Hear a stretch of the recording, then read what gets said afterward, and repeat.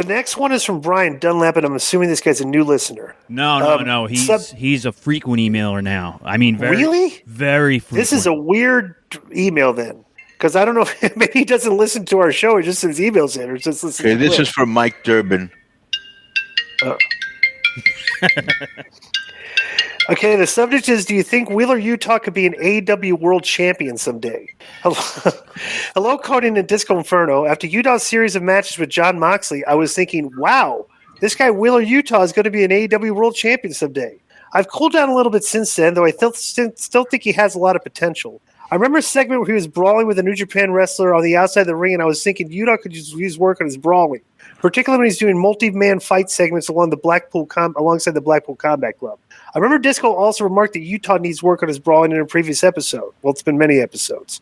But do you guys think Wheeler Yuta has what it takes to become a singles world champion one day? And if that does happen, do you think it'll happen in AEW or no dice?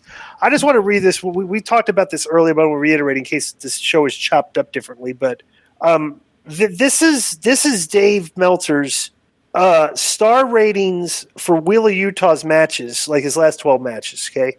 3.25, 3 3/4 stars, 3 3/4 stars, 3 3/4 stars. Did you just say this before? Yeah, but I'm doing it because there's an email. Yeah, that was like a pre-show segment. Yeah. Right, 4 3/4 stars, 3.5 stars, 2.25, 4 3/4, 4 3/4, 3 3/4, 4 stars, 4 stars, 3.5, 3 3/4, and 4.25. These are all matches that me and Konnan watched, and are looking at the guy like, bro, this guy's kind of green, And could you he's like a lot of he just looks like he's not in position correctly. He's kind of like the typical cookie cutter modern young wrestler, not really built that. Imposing in size and kind of very choreographed in his movements and stuff. I think doesn't look like he can fight for real because he doesn't look like he can throw a punch with any smoke. And it's like I don't get it. I mean, I'm completely perplexed on this that fan base's the way they view that guy. Not to mention the fact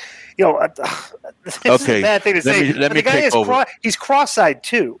That does not help. Who's cross-eyed? So. Wheeler Yuta. I never noticed that. Tell me when you look at his eyes, he look like he's got one of the eyes is off a little bit. Little drifter action. Yeah, a little bit, which kind of looks, just it looks odd, right? But I'm not saying there's nothing against it, but your world champion, if the guy's a world champion, that would be, I don't know. I've never noticed that. First picture I pulled, I don't know, I'll pull it up. And talking about eyes. You've never noticed this? No. Joe, what does it do with the glasses? Is that your new gimmick, or you still have pig eye, or whatever what's going on? No, it's from the damage from the corneal ulcer. It's like the monitor. If I look at it too long, like it'll start to hurt. So the same thing if being out. Oh, because you're right up against the screen. So right. Well, you can turn the light down on your screen, Joe.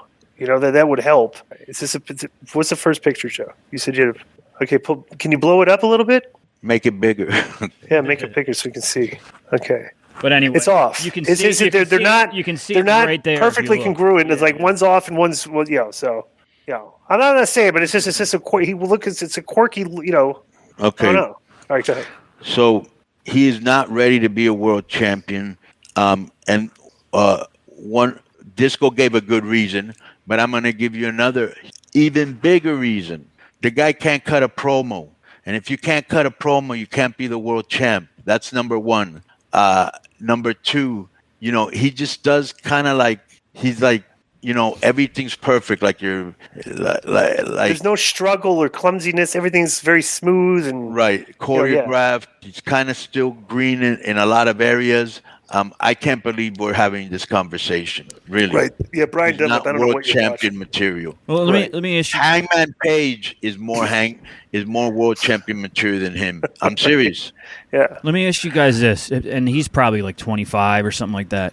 If you were 25 years old and every one of your matches got great Meltzer ratings, and the promoter put one of the titles on you, and the crowd's you think you're doing everything right. You think you're right, wouldn't you? I mean, that's right. like you would think you're doing everything right. When Punk was saying these guys don't listen to advice. Wait a minute, I can't believe, Joe, that with Arn Anderson, Taz, Jake the Snake Roberts, Dean Malenko, Chris Jericho, Brian, all these guys backstage, and none of them are saying what we're saying. Nobody solicits. I heard the story is nobody solicits advice from those guys.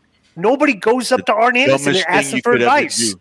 The dumbest thing you could ever it's do. like, right, it's like it's crazy there, And this, bro, it's kind of Dave's fault a little bit. He keeps giving these guys like all these high star, like they think they're great, and I'm like, what are you? It's like, You know it's what? like, no, it's like we're giving you the good advice. I never really thought much about the so-called Meltzer effect, but you might be right when a guy like this brings that up. Right. Next is from Christopher Mason. The subject is movies and TV series to rewatch. And Dave, I've invited you a couple times on the show. I'm inviting you one more time. Go ahead.